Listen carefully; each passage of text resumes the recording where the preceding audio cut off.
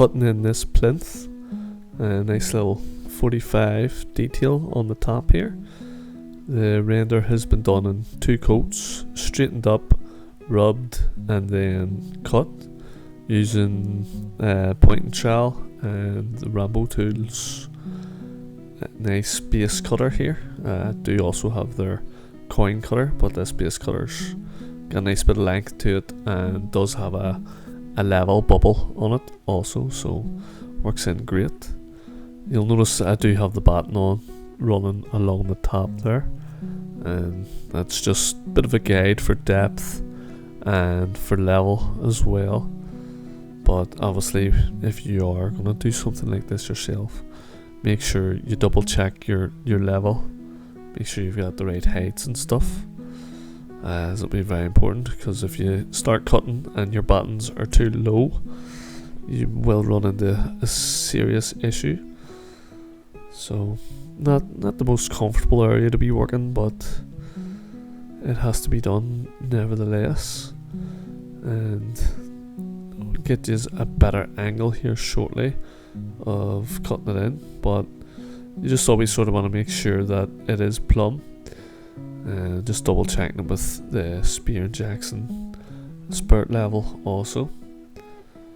And because I am replicating the existing house, you'll notice I'm sort of sponging it. Most times when I cut the likes of this, I'll try and leave the top just cut and smooth with the pointer, or trowel it in to try and leave a real smooth sealed top, but the original seemed to be like a sponge finish, so I'm doing this to replicate that and keep it pretty exact to the original house.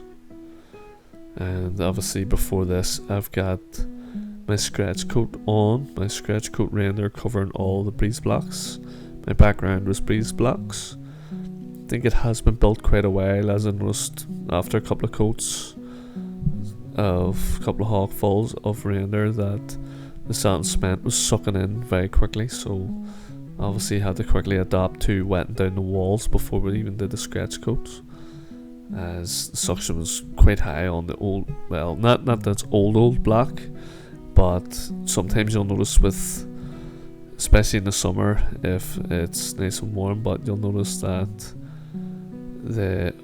if the building's been up for a while, the blocks will become pretty high suction, and it may be a good idea to wet them down, give them a hose, or in this case give them a good sprinkle with water as we went, and it came in lovely. You'll also notice on this job, again replicating the existing, that if you look in the corner there's a plastic PVC angle bead or corner bead, and them ones are to suit render, so there's not a massive coat on them, but there's still a nice coat. Tend to lay my scratch coat on and then bed them into it, and as I plumb them up, and then re-scratch the corner again. So just finishing things as I go, and there's a bit of a better angle for you to watch how it's cut. And if anybody is still here at this stage and you're not subscribed, definitely make sure and hit the subscribe button, and you'll get notifications if you hit the notification button also of all the new videos coming out.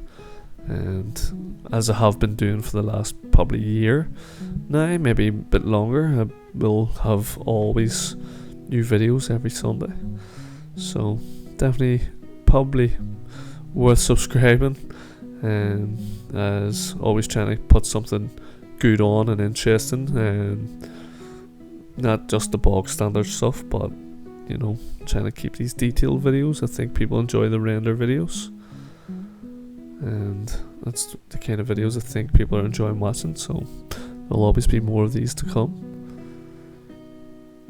And although this straight edge I'm using is about 6 foot, it's made from aluminium, so it's quite light, and I'm actually finding it very easy to hold. Another good point to that though is, I was talking to somebody about this, if as long as your base is nice and straight, you'll have not too many issues holding a base cutter like this. You can see how long it actually is, and I'm able to hold that myself with one hand and keep it from rocking and moving. But if your plinth, your sand cement render base is not straight, will rock, and you'll find it really difficult to cut your base straight. And what I'm doing now is just tidying up the wee angle after, and sometimes the wee crumbs would be like a wee fine bead of render that just needs turned on in a bit with the sponge and a trowel.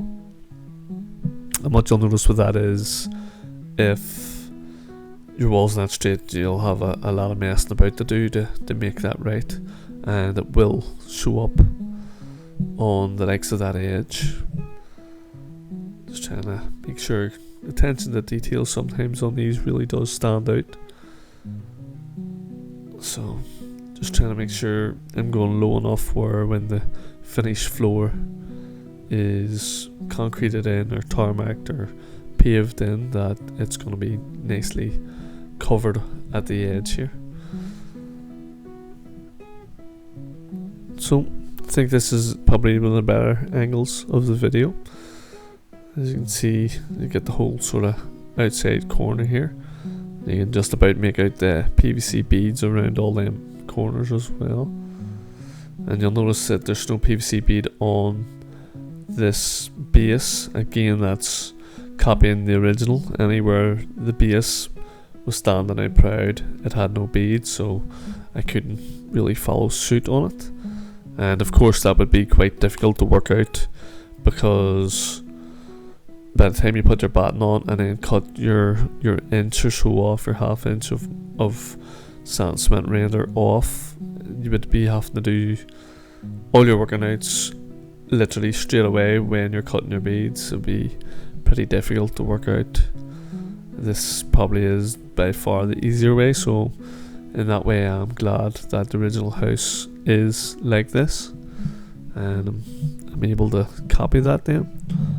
One thing we probably did do different is ran the corner bead all the way down, and then we actually scratched it up with a multi-tool and also cut into it to sort of mimic a scratch coat.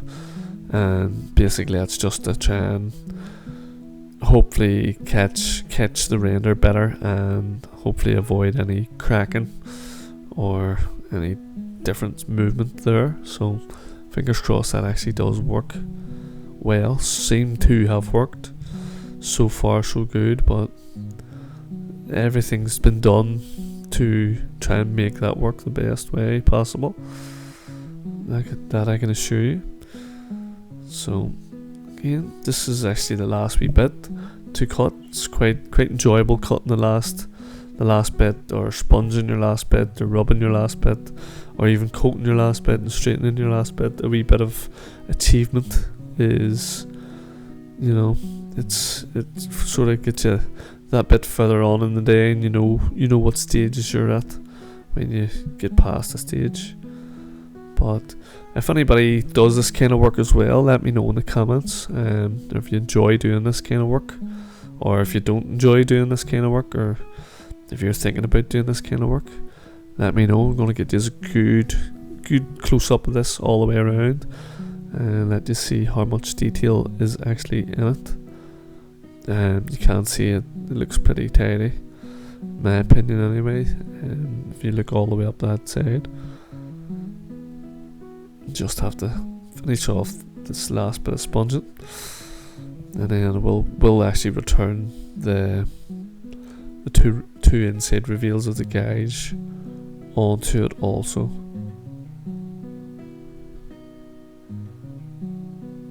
And you will find that when you're doing cutting like this, that the rule or your levels might just ever so slightly give the odd wee indentation that you might need to refloat, or just sometimes with the wee light sponge just take it out. And fortunately for me, that rule does not make big marks or anything, So it's just whether or not I kick it with my knee or do anything silly, scoring it with a point and trowel or anything. But sort of done a good few of these over the years to know to keep your feet well back from the base. Save yourself a lot of headache troweling it and sponging it and rubbing the render all over again. But for such a small area, there's quite a lot of work involved in these sort of render bases or plinths, and the wee chamfered edge, quite a bit of detail on it. Here we are, close up.